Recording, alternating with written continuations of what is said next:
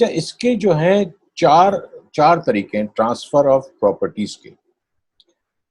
तो प्रॉपर्टीज, इसको अगर हम, property can be transferred to the other persons with और विदाउट सर्टेन कंडीशंस। अब यहाँ जब ये लाभ ये कह रहा है ना कि विद और विदाउट सर्टेन कंडीशन, इसका मतलब ये एक तो आप सिंपली इसका तर्जुमा करके भी ले सकते हैं, और उसका दूसरा मतलब ये होता है कि आप ट्रांसफर ऑफ प्रॉपर्टी जो ना गिफ्ट के तहत भी दे सकते हैं। अब गिफ्ट में तो कोई शर्त होती नहीं। मिसाल के तौर पे एक बाप को अपनी बेटी को गिफ्ट दे रहा है उसकी शादी पे, या वैसे ही उसको गिफ्ट दे रहा है कि भाई ये मकान तुम्हारा हुआ या ये चीज, तो उसमें नेचुरली कोई सर्टेन कंडीशन नहीं होगी, सिर्फ सिंपली गिफ्ट हो जाएगा। तो मोड्स ऑफ ट्रांसफर क्या है कि bye act of parties, naturally बड़ी सिंपल सी बात है कि दोनों पार्टीज मिलके एक चीज को तय करती हैं कि यार ये प्लॉट, ये मकान, ये दुकान, ये होटल, ये साइकिल, ये कार वगैरह मुझे लेनी है। तो किस तरीके से लेनी है, क्या तरीका है, ये तरीका दोनों पार्टीज भी सेट कर सकती है। ठीक है, इसको मैं आगे आपको डिफाइन करता हूँ। तो पहला तरीका तो ये हुआ, ये भी कोई गलत बात नहीं है कि दो पार्टीज मिलकर तय करती हैं, और नॉर्मली होता भी इसी तरह। अच्छा, bye operation of law. Bye operation of law इसका क्या मतलब है? जैसा मैंने आपको बताया कि बहुत सारी प्रॉपर्टीज ऐसी हैं जो आपकी नहीं है, गवर्नमेंट की हैं, सिविल गवर्नमेंट की हैं, आपके ये जो म्युनिसिपल गवर्नमेंट है इसकी है, किसी की भी हो सकती है ना।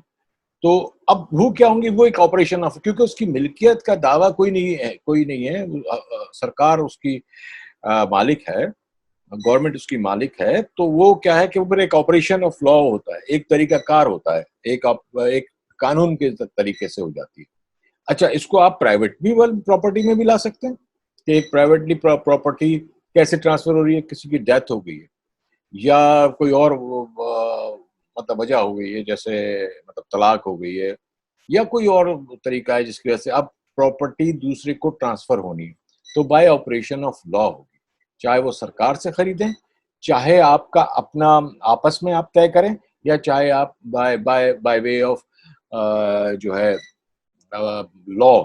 एक होता विल, विल से भी दी जाती है ना, विल टेस्टामेंट के वसीयत कर दी। एक बाय बाय विल है, बाय बाय टेस्टामेंट है, एक बाय लॉ है। अच्छा, एक बाय शरीयत है। अच्छा, लॉ में भी हमारे पाकिस्तान में क्या है कि दोनों दोनों चीजें पैरेलल चल रही है कि शरीयत ने कितना हिस्सा मुकर्रर कर रखा है, बेटी का, बेटे का, नानी का, नाना का, अब्बू का, अम्मी का, बहन का, भाई का, और ये हिस्से मुख्तलिफ हैं। ये भी अगर हमें वक्त मिला तो मैं स्पेशली आपको समझा दूंगा कि किसका कितना हिस्सा बनता है। और लॉ जो कानून है, कानून के तहत भी आपको जब इनहेरिटेंस मतलब हेरिटेंस मिलता है, उसको क्या कहा, सक्सेशन सर्टिफिकेट, उसके तहत भी मतलब बंटवारा हो जाता है। ये बंटवारा, अब उसका ट्रांसफर है। तो ट्रांसफर का दो हमने आम तरीके समझ गए कि बाय एक्ट ऑफ पार्टीज और bye operation of law. So transfer of property act only deal with those transfer that takes place by the act of parties। हमारे यहाँ नॉर्मली ये होता है कि हम जो पढ़ रहे हैं इस वक्त कॉर्पोरेट लॉ, इसमें जो प्रॉपर्टी के चैप्टर पढ़ रहे हैं, इसमें जो कुछ भी होगा वो बाय एक्ट ऑफ पार्टीज होगा। समझ रहे हैं ना? Act of parties, act of parties से मुराद ये कि अब पार्टी पार्टी को दे रही है, क्योंकि हम ज्यादा वो भी इसमें मतलब फॉल ही नहीं करता गवर्नमेंट का या किसी और का, क्योंकि एक तो सेटल्ड होता है कि भाई मैंने अपनी बेटी को इतने दे दिए, बेटे को इतने दिए, उसको दिए या गिफ्ट दिया दूसरा। हम यहाँ अब ज्यादातर जो आगे डिस्कस करेंगे वो पार्टीज टू पार्टीज होगा। तो तुम कार बेच रहे हो, तुम अपना बंगला बेच रहे हो, अपना प्लॉट बेच रहे हो, कुछ कर रहे हो, तो वो किस तरीके से होगा, इसको हम डील करेंगे इस सेक्शन में। और ट्रांसफर ऑफ प्रॉपर्टी एक्ट भी इसी चीज को ही डील करता है। अच्छा, अब मैं आपसे एक सवाल कर लेता हूं कि ट्रांसफर, प्रॉपर्टी बेचना या ट्रांसफर करना किसी और के नाम पे किन किन तरीकों से हो सकता है? कोई बताएगा? भाई प्रॉपर्टी है तुम्हारे पास, एक मकान है, दुकान है, कार है, बंगला है, जो कुछ भी है। अब तुम देना चाह रहे हो किसी को, उसामा को देना चाह रहे हैं, जो हुजैफा हमजा को देना चाह रहा है या उसामा को देना चाह रहा है, कोई डील हो गई इन दोनों की। अच्छा, अब किन किन तरीकों से दे सकते हैं आप? किसी को आइडिया? सर एक तो हम्म, पूरे नाम है, ट्रांसफर का एक वो बनता है, डॉक्यूमेंट बनता हाँ है हाँ। लीगल तरीके से, अरे जिसमें जो है आप पूरी। वो तो हम पढ़ेंगे, वो तो हम पढ़ेंगे, लेकिन मैं ये पूछ रहा हूँ बेटा कि कौन कौन से तरीके होते हैं किसी को किस प्रॉपर्टी देने के, कौन कौन से तरीके होते हैं किसी को प्रॉपर्टी देने के। हम बात देने की कर रहे हैं, बेचने की बिल्कुल नहीं हो रही, बेचना भी शामिल है, लेकिन हम एक कह रहे हैं कि प्रॉपर्टी है आपके, चलो आपका एक प्लाट है, दुकान है या मकान है, आप किस तरीके से दूसरी पार्टी को दोगे, आपको पैसों की जरूरत पड़ गई है, अब क्या क्या क्या क्या ऑप्शन है तुम्हारे पास, कोई बताएगा? बच्चा गौर करो, थोड़ा दिमाग चलाओ ताकि तुम आसानी से समझ। सर अलॉटमेंट कर सकते हैं। हाँ, कौन कह रहा था? समीना कह रही थी, कौन कह रहा था क्या? हाँ बोलो। सर मैं आपके क्वेश्चन को क्लैरिफाई करवाना चाह रही थी कि सर मतलब पैसों की जरूरत हो तब कैसे ट्रांसफर कर सकते हैं, आप ये पूछ रहे नहीं नहीं, किसी भी टाइम पे नॉर्मली तो पैसों की हैं? जरूरत ही ओके। होती है ना, तभी आप ट्रांसफर करते हैं ना कहीं आपको चाहिए होते हैं, आप चीज को बेच रहे हैं या कुछ और कर रहे हैं, तो नेचुरली आप पैसा इन्वॉल्व होता है ना। चलो पैसा ना ही भी हो, आप गिफ्ट दे रहे हैं, अब चलो एक तो मैंने बता दिया, अब मुझे बताओ और क्या क्या होता है। मतलब मेरा कहने का कि ट्रांसफर ऑफ प्रॉपर्टी किन किन जेल में हो सकती है, मतलब किसी सर चीज। हाँ हाँ बताओ। विल की सिचुएशन में भी हो सकती है, जब ओनर ऑफ द प्रॉपर्टी ने हाँ विल ठीक बनाई है। ठीक। पहला काम है कि आपने सेल कर दिया, जानी छूटी, भाई पक्का अच्छे पैसे मिल रहे हैं, 50 लाख का लिया था, दे दो, 20 लाख दे दो, ये कागज रख लो, ठीक है, बैंक को भी दे सकते हैं। तो दूसरा तरीका क्या हुआ? मॉर्टगेज का। तीसरा सर एक तरीका। क्वेश्चन है। हाँ हाँ कहो। सर जब हम मॉर्टगेज में रखवाते हैं तो फाइल तो ट्रांसफर नहीं होती प्रॉपर्टी की, नहीं नहीं नहीं सिर्फ उन। नहीं, एक एग्रीमेंट होता है और उसके बाद आप उसको सबूत देते हैं कि आप ये प्रॉपर्टी आपकी है ना, सबूत देते हैं, उसका ओ सबूत में ओके। कोई रजिस्ट्रार आपको कोई सर्टिफिकेट दे दे, या आप उसके कोई ऐसे कागज जिसको फोटो कॉपी करके स्ट्राइक आउट करके लिख दे, मतलब लोग मुख्तलिफ तरीके करते हैं, कानून का अपना एक तरीका है, लोगों की आपस की अपनी भी सेटिस्फेक्शन। जैसे तुम गाड़ी लेने जाओगी तो वो कहेंगे यार कोई जामिन दो, तो मुख्तलिफ किस्म के उसके उनके जमानतों के तरीके उन्होंने निकाले हुए हैं, दो गवाह ला दो, ये ला दो, वो ला दो। तो लेकिन बहरहाल हम अभी बात कर रहे हैं कि ट्रांसफर ऑफ प्रॉपर्टी किस तरह हो रही। तो नंबर 1 सेल्स, नंबर 2 मॉर्टगेज हो गया, नंबर 3 क्या है? लीज। आपने किसी को 10 साल के लिए मकान दे दिया, जिसे आप किराया समझ लो या जो चाहे समझ लो, लीज, किराए पे दे दिया आप। अच्छा, चौथा तरीका एक्सचेंज हो गया। अब एक्सचेंज कैसे हुआ कि भाई समीना का यहाँ वो फ्लैट था, उसने अपना इकरा से कहा कि तुम ये फ्लैट ले लो, मैं तुम्हारा ये घर ले लेती हूँ, या तुम वो फ्लैट मुझे दे दो या प्लॉट दे दो, तो ये एक्सचेंज हो गया। ये भी एक तरीका है जिससे आप कर क्या रहे हैं? आप कर ये रहे हैं, आप ट्रांसफर ऑफ प्रॉपर्टी कर रहे हैं ना, ये ध्यान में रखना। हमारा हमारा टॉपिक है ट्रांसफर ऑफ प्रॉपर्टी। तो ट्रांसफर ऑफ प्रॉपर्टी के तरीके हम ढूंढ रहे हैं कि किस किस तरीके से हम अपनी प्रॉपर्टी को ट्रांसफर कर सकते हैं। ठीक है बेटा? Yes sir. अच्छा, और उसके बाद हमारा ये पांचवा हो गया गिफ्ट। अब ये गिफ्ट क्या है कि इसमें भी प्रॉपर्टी आपके नाम से, आपकी बेटी के नाम, बेटे के नाम, भाई के नाम, अब्बू के नाम, मम्मी के नाम, दोस्तों के नाम, या किसी के नाम भी गिफ्ट की हैसियत से हो रही है कि तुम उसको उसको गिफ्ट कर रहे हो कि यार इसको मैं ये चीज गिफ्ट में दे रहा हूँ, जिसके अपने फवाइद हैं। अच्छा, और तीसरा आखिरी होता है जो छठा है, ट्रांसफर ऑफ एक्शनेबल क्लेम्स। ये वो चीज होती है कि जब आपके ऊपर किसी की लायबिलिटी हो और आप उसको ना देना चाहें, तो कोई एक्शनेबल क्लेम आ जाए, उसमें भी ट्रांसफर होगा। जैसे कोर्ट ने ऑर्डर कर दिया, किसी जिरगे ने, मतलब किसी बड़े ने ऑर्डर कर दिया, कुछ भी हुआ कि उस पर एक्शनेबल करना पड़ेगा, तो ट्रांसफर ऑफ एक्शनेबल क्लेम ये हो गया कि उसके बाद आपने ट्रांसफर कर दिया किसी एक्शनेबल क्लेम के ऊपर। अच्छा, अब जो आप ये चीजें समझ गए बेटा, आसान सी यस सर। बात है तो। हाँ, अब अब ये कि अब आपको ये समझना है कि ट्रांसफर का मतलब क्या होता है, आप क्या, कौन सा हक अपना ट्रांसफर कर रहे हैं, समझ रहे हैं आपको कि आप क्या क्या ट्रांसफर में क्या चीजें जा रही हैं आपसे, क्या चीज आप मुंतकिल कर रहे हैं। ट्रांसफर माना मुंतकिल होना ना, तो क्या क्या होती है इसमें? भाई पहली चीज तो ये है कि सक्सेशन हो जाती है ना, वो वारिस बन जाता है ना आपका, बड़ी नॉर्मल सी बात है ना कि स्पेशल सक्सेशन हो जाती है।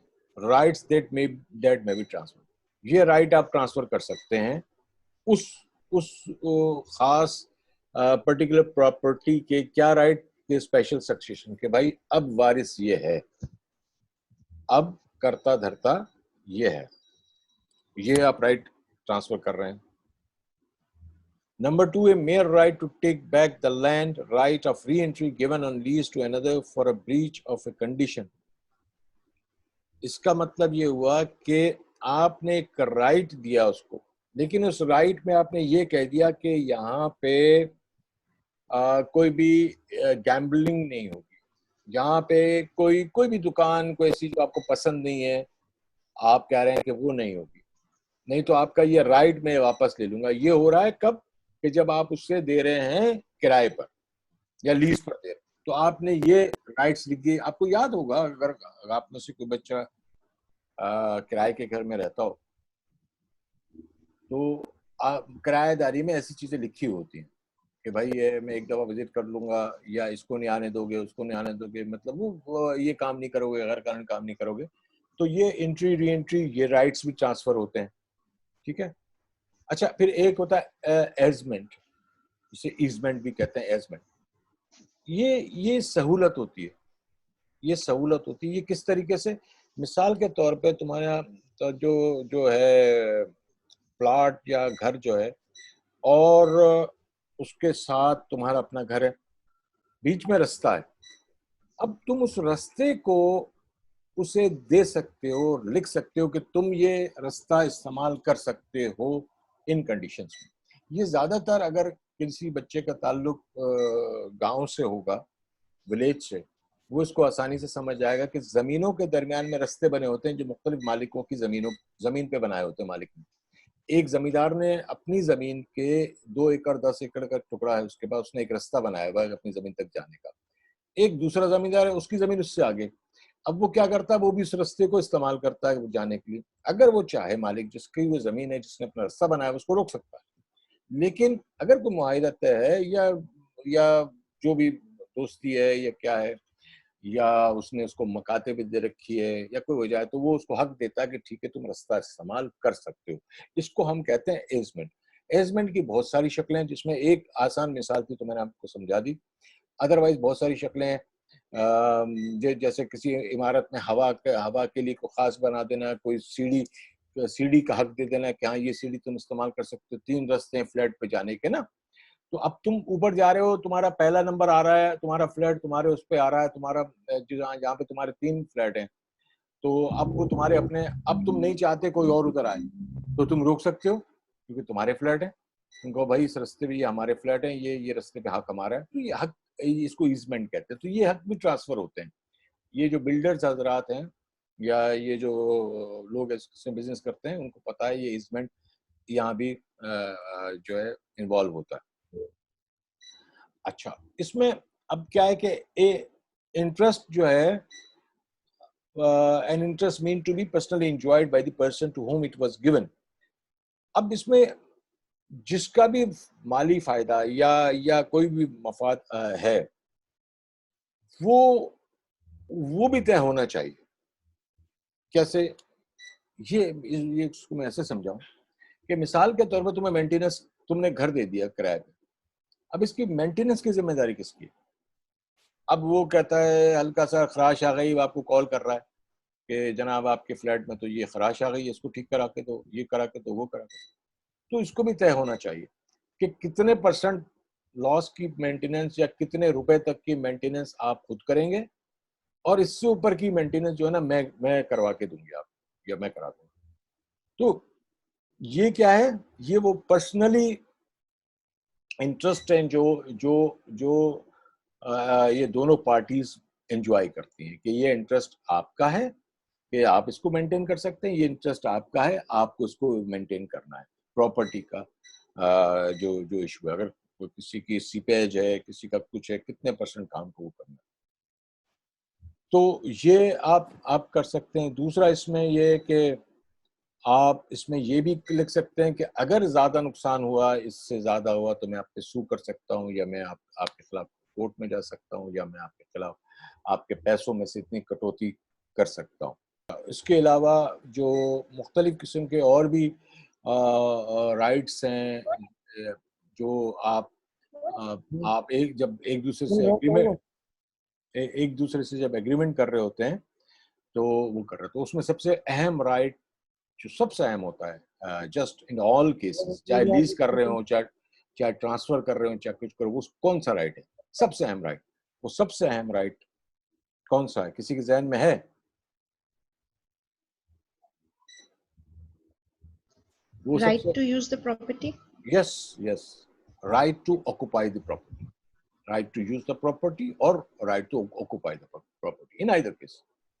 अब right to use the property, ये जुमला तो बिल्कुल ठीक है और बड़ा है, लेकिन ये बहुत वसी जुमला है। यहीं पे तो झगड़े हैं। आप समझ रही हैं कि हम इसको जिस तरह चाहे यूज कर लें, मतलब right to use the property, लेकिन यहीं तो झगड़ा होता है। मालिक कहता है ये नहीं कर सकते, ये नहीं कर सकते, ये नहीं कर सकते, ये नहीं कर सकते, ये कर सकते हैं, ये कर सकते हैं, ये कर सकते हैं। ठीक है, ये इस पे तो मतलब झगड़ा हो सकता है, लेकिन ऑक्यूपेशन पे कोई झगड़ा नहीं है। ठीक है ना, कि मतलब तुमने अगर कोई चीज किसी को किराए पे दे दी है, लीज पे दे दी, तो या मॉर्टगेज या किसी तरीके से किसी हवाले कर दी, तो आपको हर राइट नहीं देंगी आप उनको सर्टेन राइट्स देंगी, लेकिन एक राइट तो बहरहाल आपको देना देना है, वो ऑक्युपाई करने का, कि हाँ आ जाओ फलानी तारीख से तुम आके इस पे काम करो। आप अब वो क्या नहीं करना, उसने क्या करना है, ये आप तय करेंगी उसमें। ये बात कर लेते हैं इसकी कि person who can transfer a right. अब सवाल ये पैदा होता है कि जब हम बात कर रहे हैं ट्रांसफर की, दो पार्टीज हैं, एक वो ट्रांसफरर है और एक ट्रांसफरी है, या एक को ट्रांसफर हो रहा है जिसको हम ट्रांसफेरर कहते हैं लॉ में, और जिसको ट्रांसफर हो रहा है वो ट्रांसफेरी है। तो अब ये दो हैं, अब ये कैसे हम पहचान लें कि ये सही आदमी है? मिसाल के तौर पे हमजा ने गाड़ी बेच दी, सौदा कर लिया, डील हो गई, सब हो गई, अब बाद में पता पड़ा गाड़ी तो इनके अब्बू के नाम थी या इनके बड़े भाई के नाम थी, तो क्या ये डील कर सकते थे? नहीं कर सकते थे ना, क्योंकि इनके पास वो राइट्स नहीं है। ठीक, जो हम कॉन्ट्रैक्ट लॉ में भी पढ़ चुके हैं। तो ट्रांसफर में भी वही वही चीज रहेगी कि जो जो जो चीज बेच रहा है, चाहे वो कार बेच रहा है, चाहे वो मोटरसाइकिल बेच रहा है, चाहे वो बंगला बेच रहा है, प्लॉट बेच रहा है, उसके पास उसका राइट होना चाहिए, मालिकाना उसके हकूक उसके पास होने चाहिए कि भाई ये मैं बेच सकता हूँ। हर कोई नहीं बेच सकता। जब वालिद की प्रॉपर्टी आप बेचते, नहीं हो सकता, कोई बेचे नहीं हो सकता के नाम। पहली बात तो ये होगी। अच्छा, दूसरी बात ये है कि चलो उसके नाम भी है, लेकिन उसकी उम्र 12 साल है, या चलो 50 साल है, लेकिन क्या है कि उसकी तबीयत खराब हो गई, उसका जहन काम नहीं कर रहा, वो लूनेटिक हो गया, इंसेन हो गया, कोई हादसे से उसका जहनी तवाजुन को अपसेट हो गया, उसको समझ में नहीं आती बात, उसको 50,000 50 करोड़ से ज्यादा लगते हैं, 50 करोड़ उसको 5 रुपए लग रहे हैं, या वगैरह वगैरह, कोई भी जहनी उसको आर्जा हो गया, या बुखार में शदीद, उसमें समझ में नहीं आ रही बात, क्या वो कर सकता है एग्रीमेंट? वो कर सकता है? No, sir. नहीं No, कर sir. सकता, हाँ, क्योंकि उसका उसका उसका ल्यूनेटिक जो उसका स्टेट है, उसका जो जो ल्यूनेंसी है, इंसैनिटी है, वो ठीक नहीं है। अच्छा, और इसके अलावा जो सर एक ट्रांसफर, क्वेश्चन था। हाँ बेटा कहो।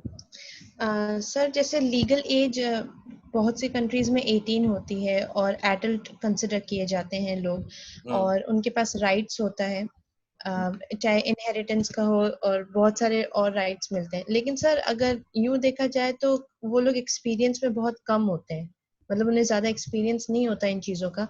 तो क्या एक ऐसा इंसान जो 18 या 19 साल का है और उन्होंने अपनी प्रॉपर्टी के मुतालिक कोई भी डिसीजन ले लिया है, लेकिन फिर वो बाद में उन्हें लगा कि नहीं ये हमने गलत डिसीजन लिया है, तो मतलब इसके लिए कोई लॉ है कि ऐसे यंग अडल्ट्स जो वैसे तो लीगल हो गए हैं लेकिन वो उतनी नॉलेज नहीं रखते इन चीजों के बारे में, तो ओवर रूल कर दिया जाए उनका डिसीजन या कुछ? अच्छा देखो, इसमें दो बातें बड़ी अहम तुमने सवाल किया। एक बात तो ये है कि एडोलेसेंस, प्यूबर्टी और जिसे तुम लीगल एज कह रही हो, इसमें फ़र्क क्या है? 14 ईयर्स से जो है 14 ईयर्स के बाद से एडोलेसेंस शुरू हो जाता है। मतलब आपका आपका एडोलेसेंस मतलब ये कि एक वो उम्र शुरू हो जाती है जो जो जवानों की उम्र है। 14 के बाद से, 14 से पहले चाइल्ड है, ठीक है? 14 से पहले चाइल्ड है, बच्चा। 14 मतलब 14 से बिलो वालों से आप काम नहीं करा सकते कानून के यस मुताबिक, सर। याद रखना, ठीक है? 14 से ऊपर वाला अब जवानी में आ रहा है। अब ये कभी सोचा तुमने 18 क्यों क्यों फिक्स किया? अच्छा, जितने भी साइंस हैं, मेडिकल साइंसेस, वो ये कहते हैं कि 18 में आदमी का प्यूबर्टी लेवल जो है वो कंप्लीट हो जाता है। मतलब उसका दाढ़ निकल आते हैं, उसके दांत निकल आते हैं, उसका उसका जो बॉडी का जो जितना भी जो मेन ऑर्गन है, हमारे पास 5 मेन ऑर्गन है ना, दिल है, जिगर है, फेफड़े हैं, दिमाग है, और पांचवा पता नहीं कौन सा है। तो 5 ऑर्गन है हमारे पास। ये 5 ऑर्गन नहीं नहीं, ऑर्गन, रूह तो बाहर है। तो अब ये 5 ऑर्गन 18 साल की उम्र में कंप्लीट, मेडिकल साइंस करती है। अच्छा, उसके साथ साथ ये जो आपकी कोहनी की हड्डी और ये आपकी ये रिस्ट, ठीक है ना, इसका साइज भी कंप्लीट हो जाता है, ठीक है? और आपको पता होना चाहिए कि एज का जो डिटर्मिनेशन ऑफ एज होता है वो ये कोहनी की हड्डी से डॉक्टर्स लेते हैं। अच्छा, ये लीगल प्रैक्टिस भी है, जूरिस्प्रूडेंस, अगर अगर खैर हमारे पास यहाँ यूनिवर्सिटी में नहीं पढ़ाया जाता, जो बीबीए एमबीए कर रहे होते हैं, लेकिन हमने तो बहस वकील इसको पढ़ा है कि किस तरीके से जूरिस्प्रूडेंस जो है ना मेडिकल चीज़ है कि जिस तरह जिससे हम मुख्तलिफ लोगों के जुर्म की नौयत का तयन करते हैं। तो उम्र 18 साल इस तरह से बनती है, ठीक है? अब 18 साल की उम्र ये हो गई कि अब वो बंदा अब मुकम्मल इंसान बन चुका है।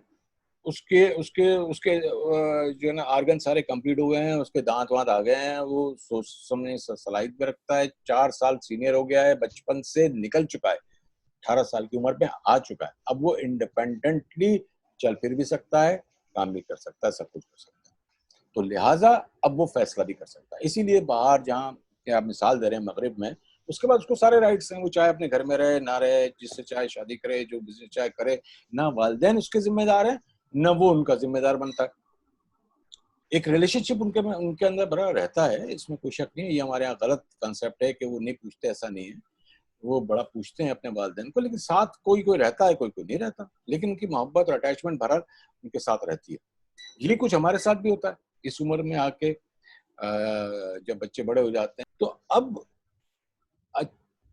जब फैसले की आपको आपको मिल गई, अब इसमें कहाँ ये है कि 40 साल वाला सही करेगा, 50 साल वाला सही करेगा, 18 साल वाला गलत करेगा? ये कोई दलील नहीं हुई। साल के तौर पे तुमने कहा कि वो 18 साल का है तो इसलिए उसने समझ नहीं है, अकल नहीं है। भाई 40 साल वालों से भी बेवकूफियां होती है, 50 साल वालों से होती है, 70 साल वालों से भी बेवकूफियां होती है। ज्यादातर तो गलत फैसले करते ही बूढ़े हैं, जिनकी वजह से दुश्मनियों पर दुश्मनियां चल रही हैं।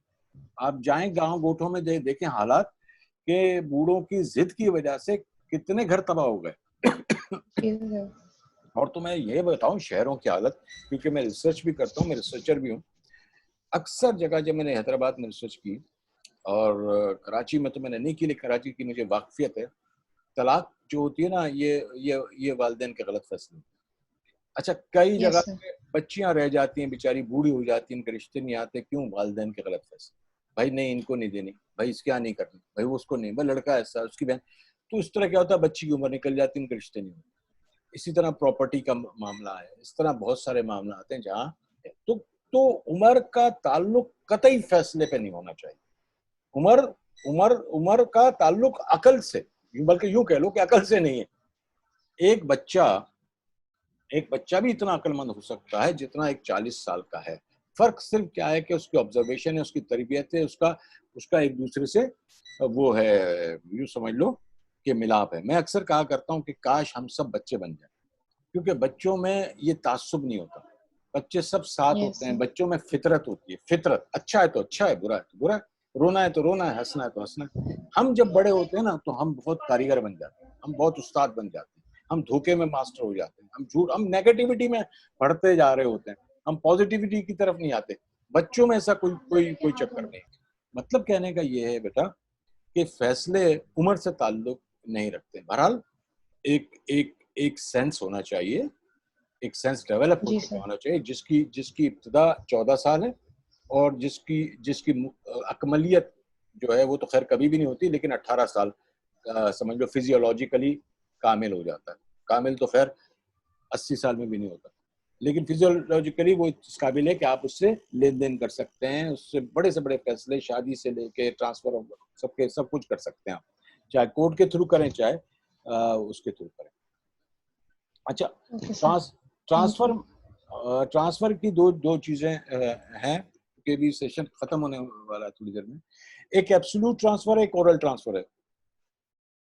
ओरल ट्रांसफर, एब्सोल्यूट ट्रांसफर तो आप समझ गए कि जिसमें सारे कागजात आने चाहिए, राइट ऑफ वो होना चाहिए, अगर वो वफात कर जाए तो कौन उसको एग्जीक्यूट कराएगा ये भी उसमें मेंशन होना चाहिए, कि प्रॉपर्टी मेरी है, मैं कर रहा हूँ, लेकिन मैंने पैसे वैसे ले लिए, उसके बाद जो है मैं कहीं इधर उधर हो जाता हूँ, तो मेरी औलाद कोई जिम्मेदार हो या जो देने वाला है वो जिम्मेदार हो। तो इस किस्म की, ये तो एब्सोल्यूट ट्रांसफर है कि जिसमें आप बिल्कुल एक्सप्रेसली आप बता देते हैं कि भाई ये ट्रांसफर अब हम हो रहे हैं, इस तरीके से होगा, इतने दिनों में होगा, इतने पैसों में होगा, मैं नहीं दे सका तो फलाना देगा, फलाना दे सका तो फलाना देगा। इस तरीके से एक एब्सोल्यूट ट्रांसफर। ओरल ट्रांसफर का मतलब ये है कि छोटी मोटी कुछ चीज है, ये चलो बड़ी चीज भी, आप गिफ्ट है, कोई ऐसी चीज है जिसमें आप नहीं कोई शर्त लगाना चाहते, तो जबानी भी आप दे सकते हैं, उसको ट्रांसफर कर सकते हैं। ये क्या होता है, इसकी मिसाल छोटी सी दुकानों की है, जो मैं अक्सर दिया करता हूँ, कि जैसे अभी ईद आने वाली है, तो दुकानदारों से बूट मंगा रहा है, कोई किससे मंगा रहा है, यार ये बूट दे दो और मेरी दुकान से वो उठा लो, या ये पैसे मैं तुम्हें बाद में दे दूंगा। तो ये ओरली कॉन्ट्रैक्ट टाइप की चीजें हैं, लेकिन इसमें भी ट्रांसफर चीजों का हो सकता है, कोई गलत नहीं है, इसकी एविडेंस बस होनी चाहिए आपके पास कि आपने ट्रांसफर किया था।